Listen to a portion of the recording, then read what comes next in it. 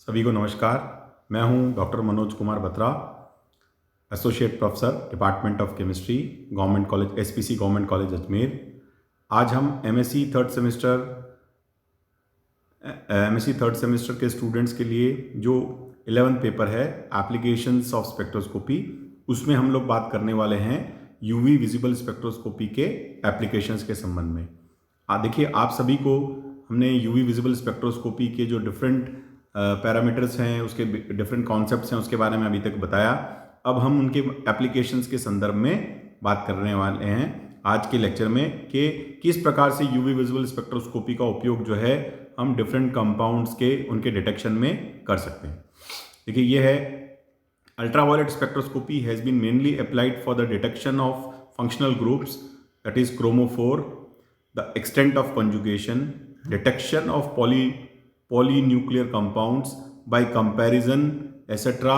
Some important applications of ultraviolet spectroscopy are as follows. देखिए, UV visible spectroscopy का उपयोग जो है हम विभिन्न प्रकार के कंपाउंड्स के डिटेक्शन के लिए कर सकते हैं, जिसमें स्पेशली उनका extent of conjugation, polynuclear compounds, जिससे कि हम उसको कंपेयर करके कर सकते हैं। इसी तरह से हम उनके डिफरेंट एस्पेक्ट्स को इस ultraviolet spectroscopy, UV visible spectroscopy से स्टडी कर सकते हैं। हम उनको एक एक करके यहां पर देखेंगे। पहला है detection of functional groups. The technique is applied to detect the presence और एब्सेंस ऑफ क्रोमोफोर.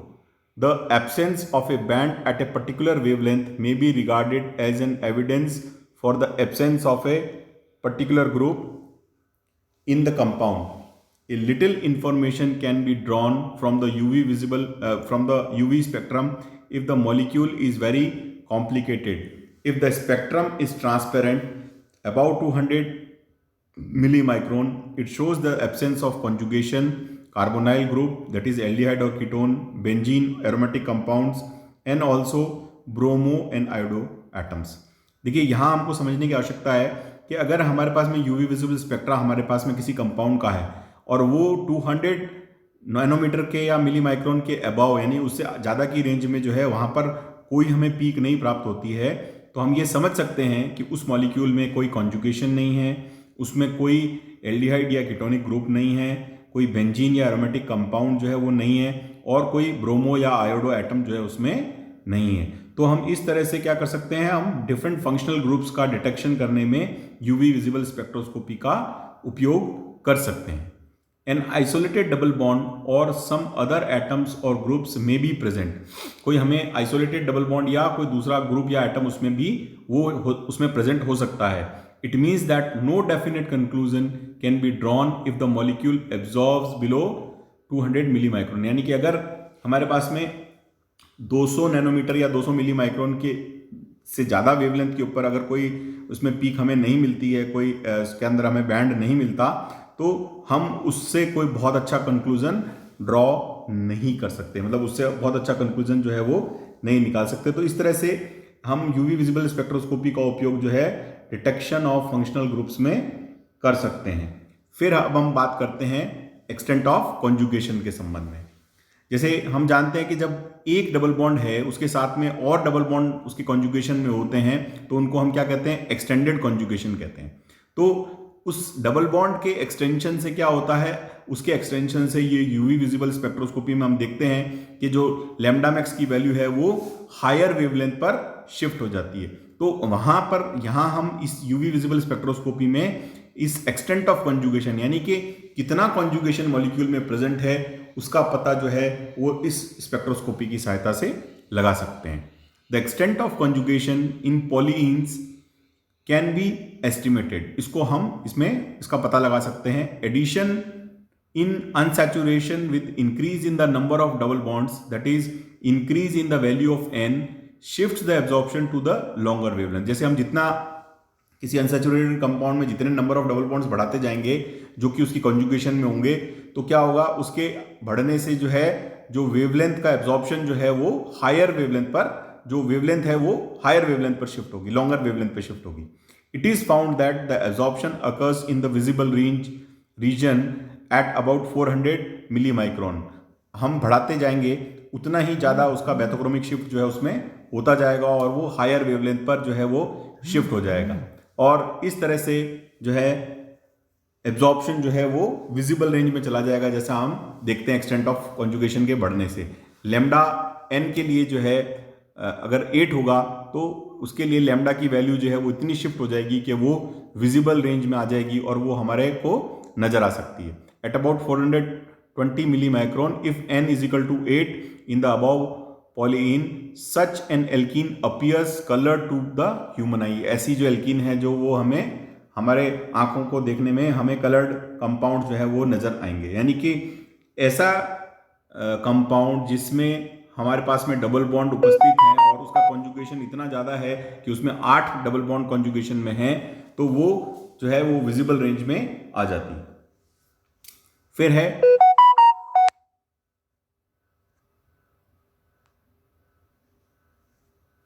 नेक्स्ट है distinction in conjugation and non conjugated compound, यानी कि हम यूवी विजिबल स्पेक्ट्रोस्कोपी का उपयोग जो है वो कॉन्जुगेटेड और नॉन कॉन्जुगेटेड कंपाउंड्स को डिस्टिंग्विश करने में भी कर सकते हैं, अर्थात कौन से कंपाउंड जो है वो कॉन्जुगेटेड हैं और कौन से नॉन कॉन्जुगेटेड हैं इसका पता लगाने में हम इसका उपयोग कर सकते हैं। It also distinguishes between A conjugated and a non conjugated compound. The following isomer can be readily distinguish since one is conjugated and other is not. जैसे अभी देखिए 2 कंपाउंड है हमारे सामने, है ना, ये है इनोन सिस्टम के अंदर। तो पहला कंपाउंड 1 जो है और कंपाउंड 2 में हम देखते हैं दोनों आइसोमर्स में फर्क क्या है। दोनों में डबल बॉन्ड जो है एक में कॉन्जुगेशन में है और सेकंड वाले में ये कॉन्जुगेशन में नहीं है। तो हम लैम्डा मैक्स की वैल्यू के आधार पर हम बता सकते हैं कि जो कॉन्जुगेशन है उसके लिए लैम्डा मैक्स की वैल्यू ज़्यादा आएगी और नॉन कॉन्जुगेटेड के लिए लैम्डा मैक्स की वैल्यू कम आएगी। The forbidden N2 pi star band for a carbonyl group in the compound 1 will appear at a longer wavelength compared for the compound second। अब देखिए जैसे हम बात कर रहे हैं ये इनोन सिस्टम है, तो इनोन सिस्टम में हमें पता है N से pi star ट्रांजिशन जो है वो होता है। तो N से pi star ट्रांजिशन के लिए जो लैम्डा की वैल्यू है वो फर्स्ट केस में ज़्यादा यानी हायर वेवलेंथ पर होगी as compare to the second one. The alkyl substitution in an alkene causes a bathochromic shift। अगर हम देखते हैं कि अगर कोई डबल बॉन्ड वाला युक्त एल्कीन वाला कंपाउंड है तो उसमें हमने कोई एल्काइल ग्रुप लगाया तो वो बैथोक्रोमिक शिफ्ट जो है वो हमें दिखाएगा। The technique is not much useful for the identification of individual alkene. तो अगर हम बात करें कि एल्कीन्स को पहचानने की बात है तो हम नहीं पहचान पाएंगे, लेकिन हाँ कॉन्जुगेटेड और नॉन कॉन्जुगेटेड एल्कीन को पहचानना है तो हम पहचान सकते हैं। फिर है identification of an unknown compound. कोई भी अज्ञात कंपाउंड जो है उसको पहचानने के लिए भी यूवी विजुअल स्पेक्ट्रोस्कोपी का उपयोग जो है किया जा सकता है। An unknown compound can be identified by comparing it's spectrum with the known spectra, यानी कि कोई अज्ञात कंपाउंड जो है इसको आइडेंटिफाई किया जा सकता है इसके नोन स्पेक्ट्रा के माध्यम से, उससे कंपेयर करके।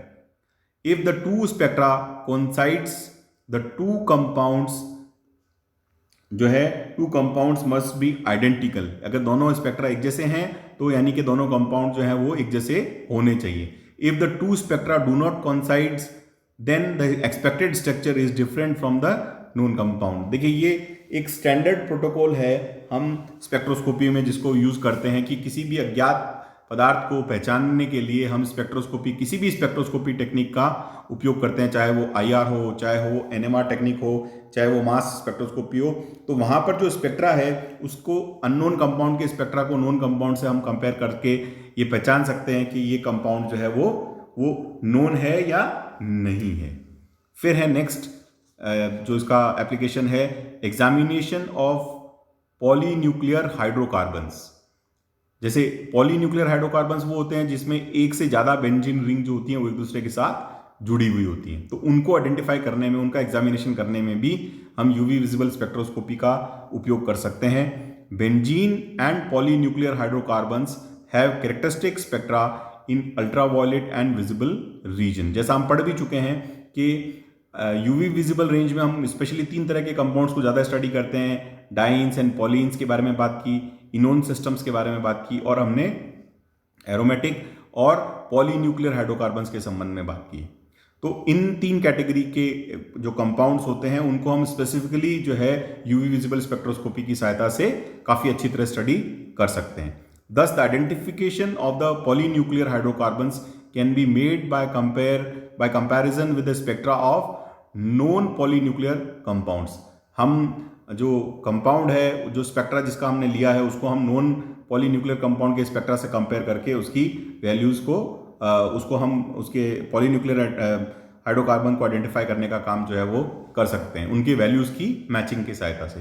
The presence of substituents on the ring generally shift the absorption maxima to the longer wavelength. जैसे हम कोई अगर उस पर सब्स्टिट्यूएंट है तो वो जो पोजीशन है लैम्डा की वो हायर वेवलेंथ पर शिफ्ट हो जाती है।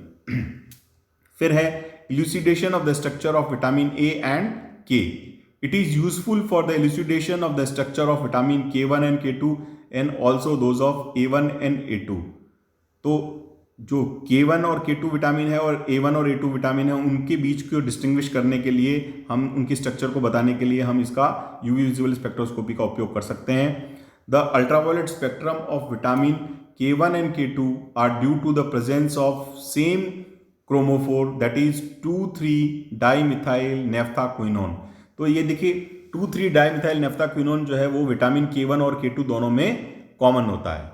तो इसके आधार पर हम उनकी स्ट्रक्चर को आइडेंटिफाई कर सकते हैं। The absorption maxima for this compound are 243, 249, 260, 269 and 330 millimicron या नैनोमीटर। तो हमें इस पे 5 टोटल जो है टाइप ऑफ पीक्स जो है वो दोनों प्रकार की स्ट्रक्चर्स में मिलती है।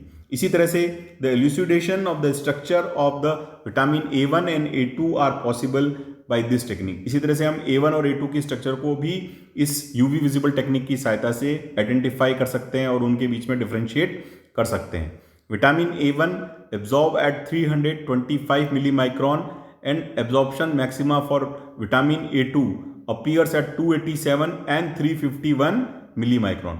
देखिए A1 के लिए जो हमें एब्जॉर्प्शन मैक्सिमा मिलता है वो 325 मिली माइक्रोन पर मिलता है और A2 के लिए ये जो एब्जॉर्प्शन मैक्सिमा है वो 287 और 351 मिली माइक्रोन पर हमें मिलता है।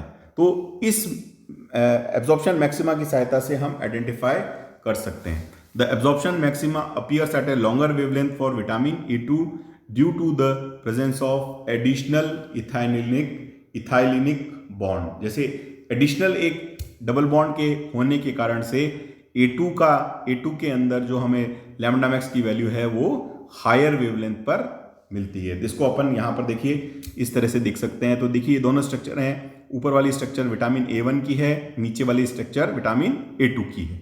अब इन दोनों स्ट्रक्चर को अगर अपन ध्यान से देखते हैं तो विटामिन A2 के अंदर एक डबल बॉन्ड जो है वो रिंग में कॉन्जुगेशन में एक्स्ट्रा है।